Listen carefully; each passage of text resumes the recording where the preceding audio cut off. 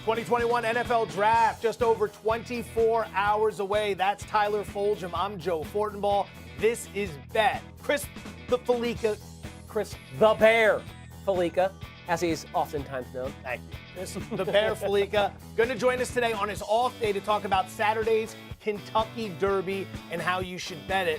Nick Wagoner, who covers the 49ers, is going to join us to talk about the number 3 overall pick. And, of course, it's Wednesday, DFFS, the daily fantasy showdown between Mr. Fulghum and myself. He's been kicking my butt as of late. Is redemption in the cards? If you're looking for more information on draft props, you've come to the right place. There's also other places you can go as well. Check out our YouTube channel, youtube.com/ESPN Sports Betting. We've been posting stuff all week. We'll also be talking about it today with Doug Kazarian on Daily Wager, ESPN 2 at 6 p.m. Eastern. Let it ride or cash out. Are you ready? Let it roll. Here's how we do it. Statement is read. You agree, you're letting it ride. If you disagree, you are cashing out. Statement number 1. Let it ride or cash out. New York Mets shortstop Francisco Lindor, who is currently hitting just .212 on the season, will hit over 300 for the month of May. I am going to cash out on that, brother Joe. A little fake out. I just looked this up about 5 minutes before the show began because I wanted to be very brief with Francisco Lindor. I found out his highest career average for any month in the baseball calendar season is the month of May, 309 career average. So I'm going to cash out because I'm going to zig while everyone else is zagging. They're going to point to that and say, of course it's going to hit 300 in this month of May. The pitching's never been better in Major League Baseball. Cashing out. This time he bucks his career trend. Yeah, I'm going to let it ride. That's only one reason. What you also would have noted, if you weren't cramming at the last second, was that April/March is notoriously one of his worst months of the season. Lindor is a traditionally slow starter who tends to take off in May. Why? Well, he played in Cleveland and now he plays in New York. I wonder what's happening in those regions in the country between March and April and May. Oh, yeah, the weather's getting nicer. The ball's going to carry with a little more humidity and, maybe a little complacency with that new contract to start the season. But I will let it ride. Full endorsement of Francisco Lindor, but it is the Mets. Yes. He could hit 212 for the rest of his life. Moving on. Let it ride or cash out. Quarterbacks Mac Jones, Trey Lance, and Justin Fields will all be drafted in the first 10 picks come tomorrow night. Yeah, that one for me is pretty easy. I'm going to let it ride on that bad boy there. We know San Francisco is going to take one of them at number 3 overall, so that's off the board. Very astute observation. Very astute observation. Then at 4, Atlanta, likely not. 5, Cincinnati, definitely not. 6, Miami, not. 7, okay, now things get interesting. Jared Goff is there at the Detroit Lions, but how tied are they to him? I think they should draft one of these quarterbacks and then see what happens. If Goff plays well, a great trade asset. If Goff doesn't play well, then you have a backup that you drafted number 7 overall in a good quarterback class. Then we get to number 9 where Denver's at. Even though they just dealt for Teddy Bridgewater, they absolutely should draft who is ever left over and create as much competition at that oh-so-important position. So, yes, let it ride. It will happen, all going in the top 10. 20 more seconds I'm going to give you for this. Explain to me why you would trade Stafford to take on Jared Goff's contract to then immediately not give him any weapons to bring in another QB. But don't you remember that in acquiring Jared Goff's contract, you also acquired extra first-round draft picks? And that's the goal here. It's not to build around Jared Goff at the moment. If he plays well, great. But you wanted Jared Goff not for his contract, which you can get out of in 2 years. You wanted it for the draft picks that come with it. So get maybe Justin Fields sitting behind Goff, and then you have an open QB competition, and then you have a trade asset. If Goff plays well, there's a trade asset. Or if Goff plays great and you want to trade the Justin Fields, who'll still have value, or Trey Lance. I'm just saying they should have 2 quarterbacks and see which one hits in Detroit. You and I have wildly different definitions of 30 seconds, but regardless, very well laid out. I'm going to cash out on this one. So you and I are not on the same page to open the show. Mac Jones to 3 is how I see it. Then I think it's up for grabs. And with the news today that the Denver Broncos, who are picking 9th, I believe, right behind the Carolina Panthers, they're sitting right there. Carolina is a trade destination for New England, for Washington, and for the Bears if they want to come up and get a QB. But the Broncos just acquired Teddy Bridgewater. So if they're out of the QB game, that limits how many teams are going to be targeting QBs in the first 10 picks. If you are of the mindset like I am, that Denver was interested in a quarterback, and they went and got Teddy Bridgewater, so they clearly felt they could improve that position. It's not going to surprise me one bit if one of these guys falls outside of the top 10, but I want odds. Justin Fields' total is 7.5 plus 120 to the over. Trey Lance is 5.5, 6.5. You don't get odds here. It's just asking. I know. You get I'm odds, saying that changes the equation. I want them. There's wants and there's needs. I want them. I'm not going to get them. I don't necessarily need them. There's also necessities. All right. So you and I have had quite a bit of fun over the last month plus. If you go back to the end of March, San Francisco 49ers traded all the way up to number 3 and have been the talking point for the draft ever since then. This is what we are going to call moment of truth.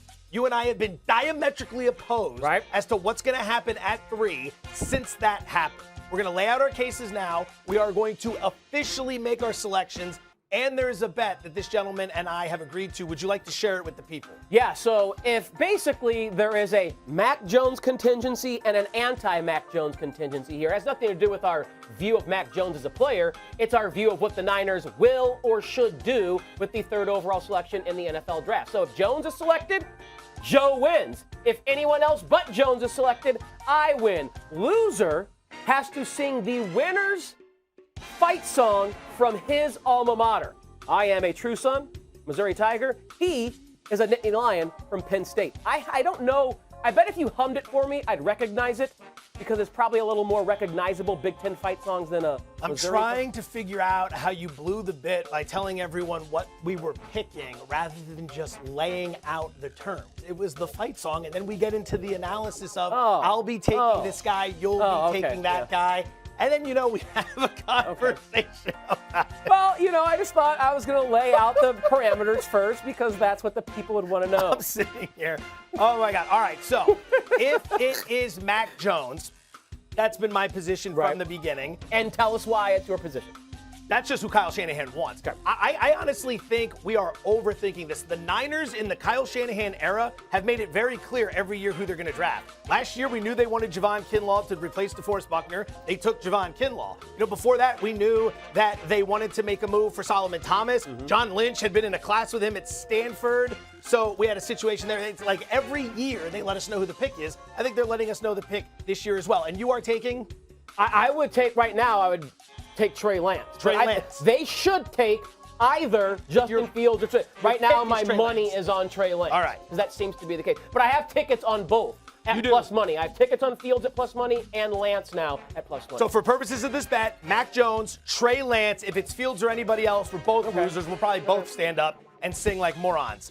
All right. How about we make some money on the ponies Saturday? I like think about ponies.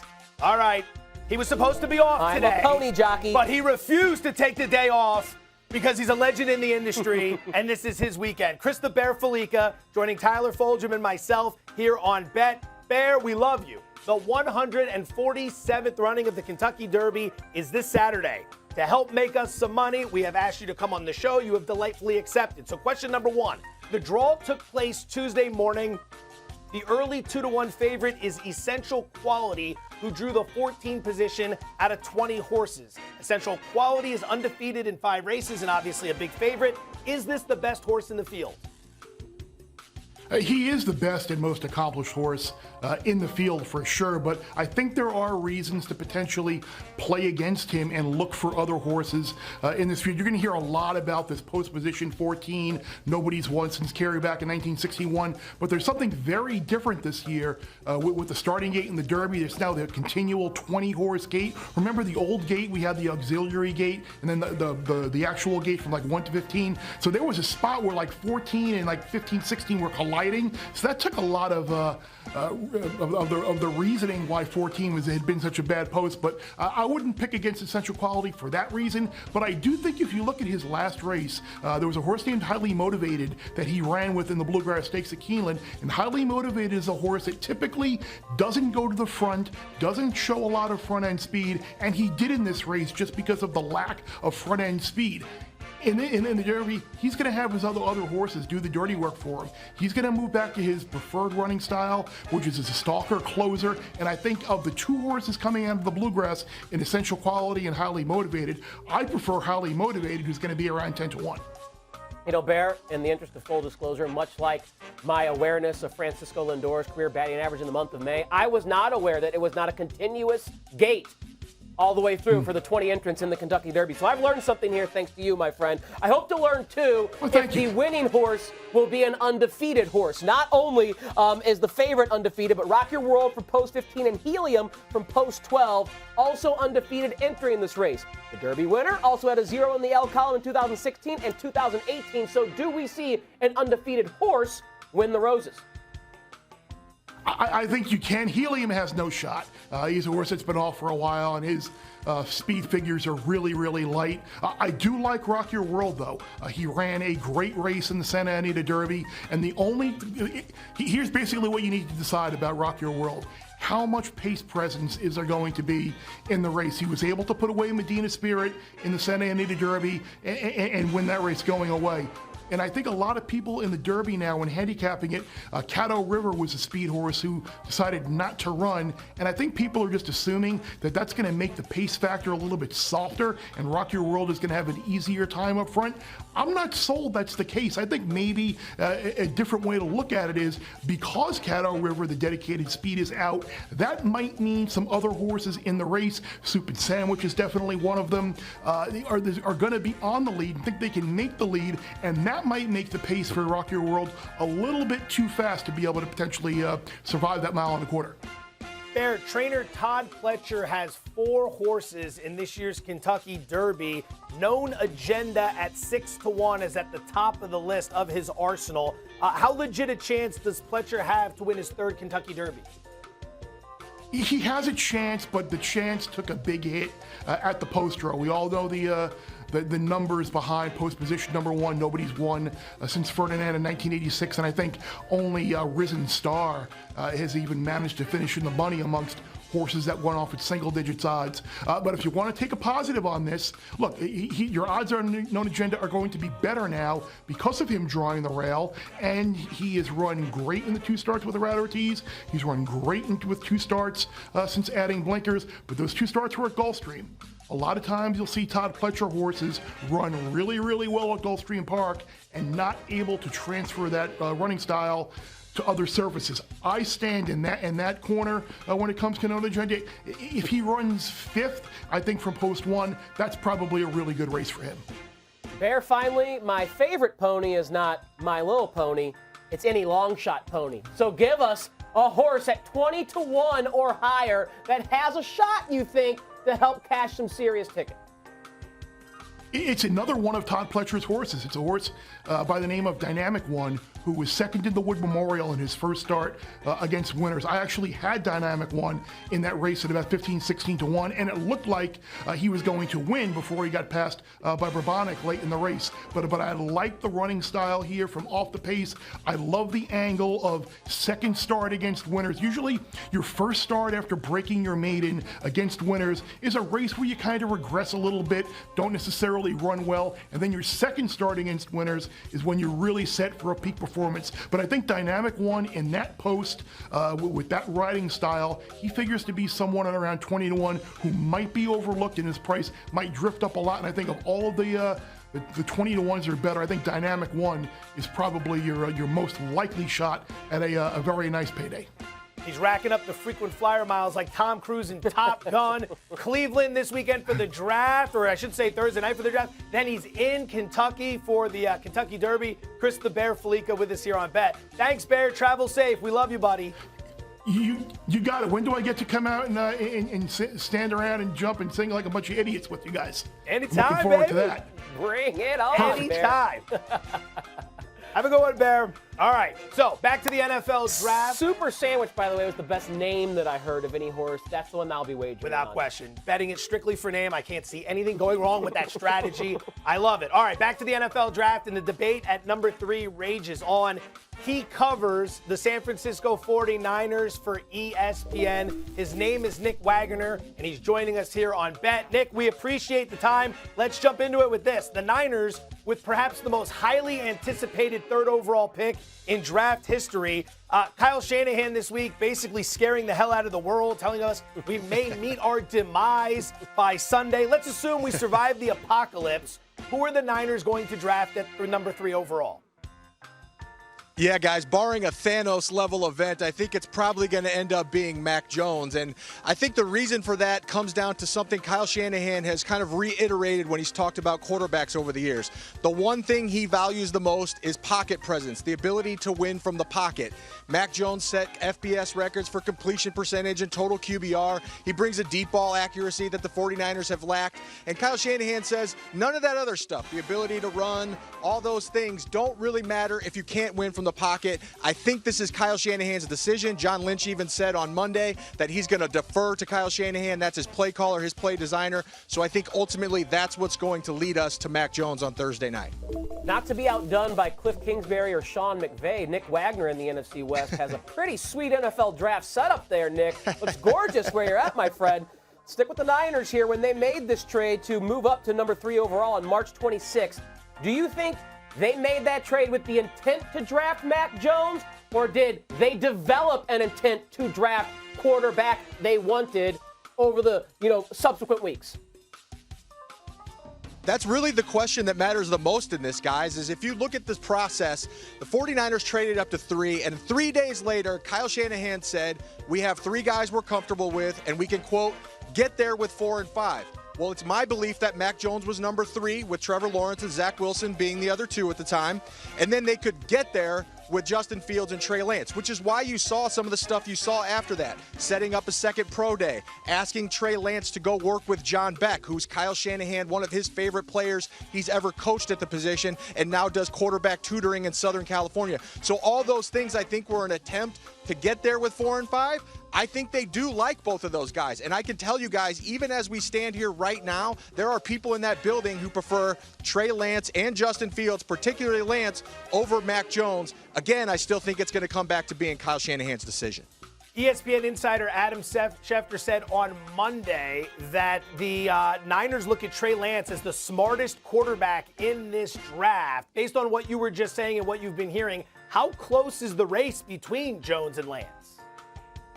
Let me tell you guys, I wouldn't be surprised if on Thursday night they do actually draft Trey Lance. I think that's how much love there is for him in the building. And I can tell you, I've spoken to dozens of people around the league, inside the 49ers building, around the 3 programs of the 3 quarterbacks that we're talking about here.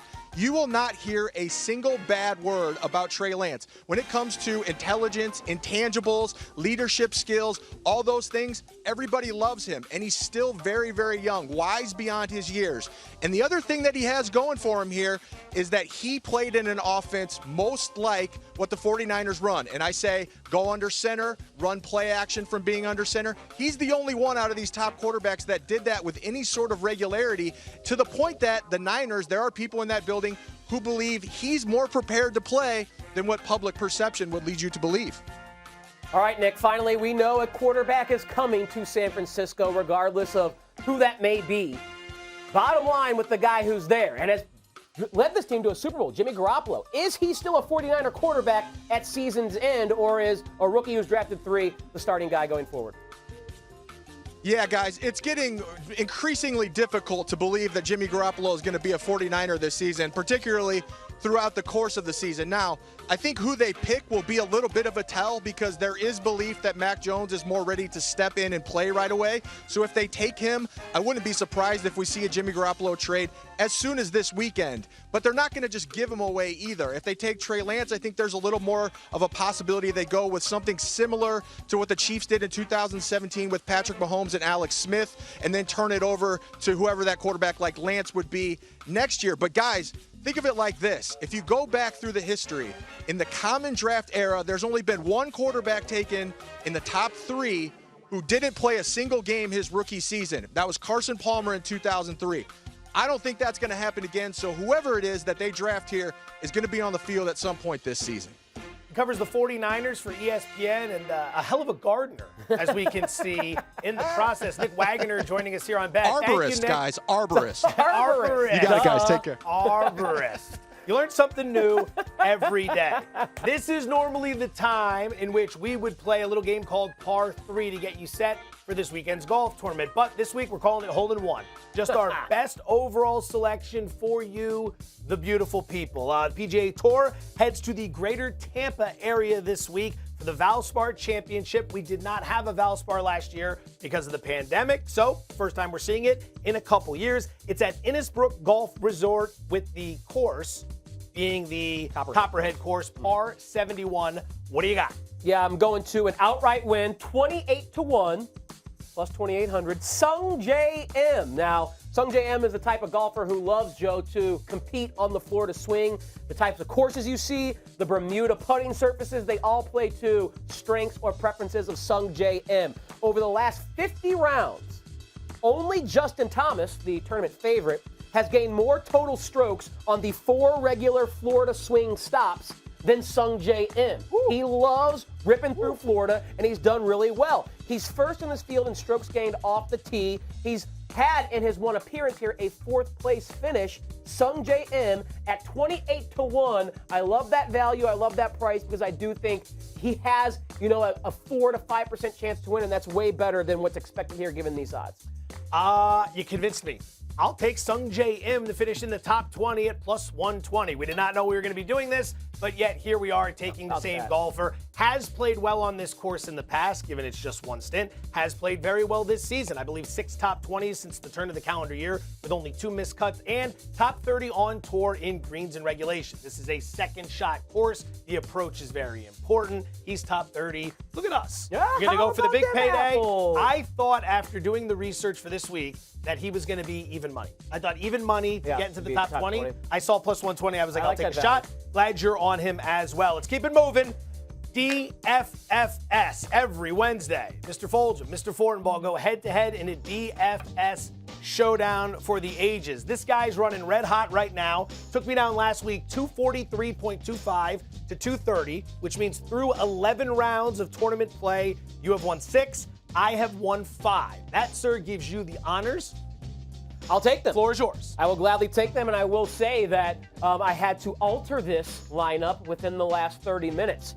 So I'm going to have Derrick Rose starting as my point guard. Revenge game against the Chicago Bulls. It's at Madison Square Garden, but Rose, even though he's not a starter in name, is playing starter minutes, 28 to 32 minutes a night. Jordan Clarkson and Joe Ingles are in my lineup because Donovan Mitchell and Mike Conley are out, and you have a juicy matchup against the Sacramento Kings. Chetty Osman, going to take him for the Cleveland Cavaliers against the Magic because of all the guys missing in Cleveland. Too many names to mention right here, but Chetty's going to play 35 minutes, and he can give you those ancillary stats, so even if he's not scoring, he gets buckets. Michael Porter Jr., kind of one of my anchors here against the Pelicans. He's taking on Jamal Murray's scoring load. He can give you 25, 30 real points a night, and then anything after that is bonus, and a great matchup against the Pels. Nerlens Noel, Noah Mitchell-Robinson. He's getting 25, 30 minutes a night, and an easy matchup against the Bulls. Here's why I had to change my lineup. Terrence Davis at just $3,300, Joe. I think he's going to give me tremendous value because we have no De'Aaron Fox. Tyrese Halliburton and Davis might be starting. Harrison Barnes is hurt as well, so he might play 25 to 30 minutes,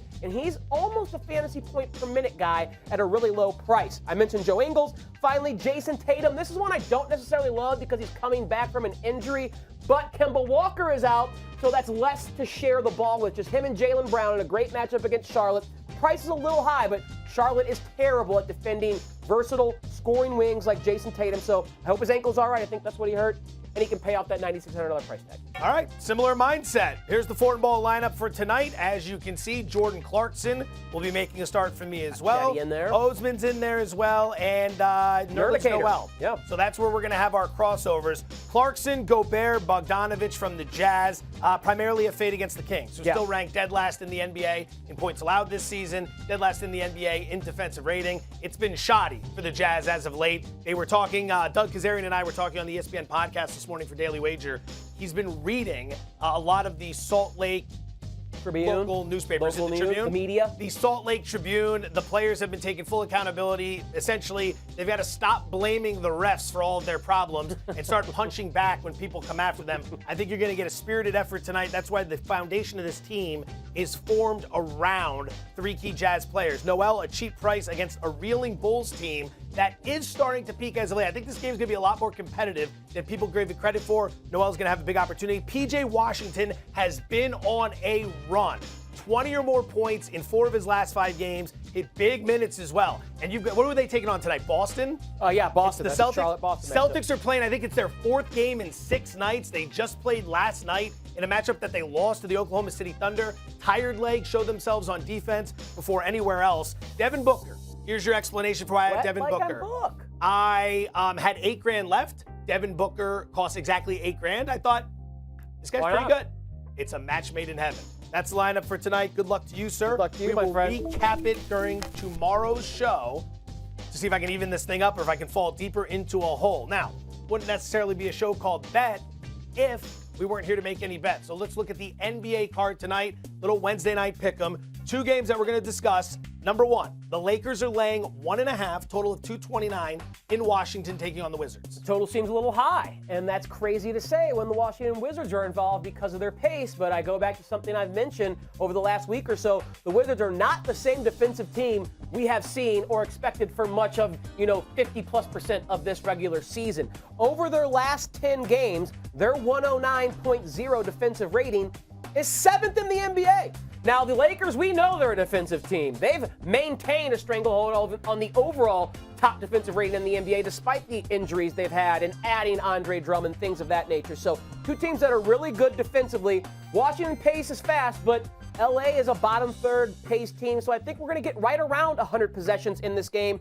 And with the way the defenses are playing, I don't think we get to 230. That's why I'll take under 229.5. I will lay into some of that logic and agree with you. I'm going to take the Wizards. I'm going to take the 1.5. Wrote this up for ESPN Chalk last night when it was +3. Immediately got bet down to +1. Now it's back up to 1.5. Tale of 2 teams here. The Wizards have been very good as of late if you have not been paying attention.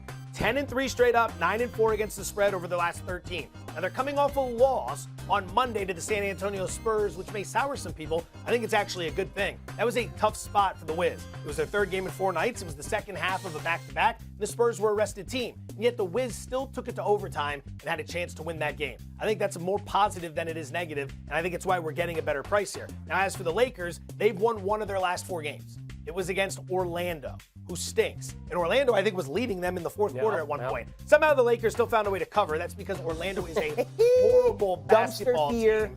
But they're not playing well. It's the final game of a 4-game road trip. We know how these situations can go. I think you get a much more spirited effort from the Wizards tonight, like in the win outright. I will take the +1.5. The Suns, in the marquee game of the night, are laying 4, total of 220. They're hosting the Los Angeles Clippers, who will be without Kawhi Leonard. Yeah, and usually in that situation, I like to attack a player prop. Paul George. But the matchup against the Suns has me backing off that a little bit. So I'll just lay it with the Suns. Lay the 4 because they're one of the best ATS teams in the NBA this season. I think 2nd ATS record behind now just the New York Knicks after their hot run. But the biggest reason why I will lay it with the Suns comfortably is because the Clippers, even though they've won when they've had issues with their lineup, no Pat Beverly. That's going to be a big upgrade for Chris Paul. No Serge Ibaka. That's going to be a big upgrade for DeAndre Ayton.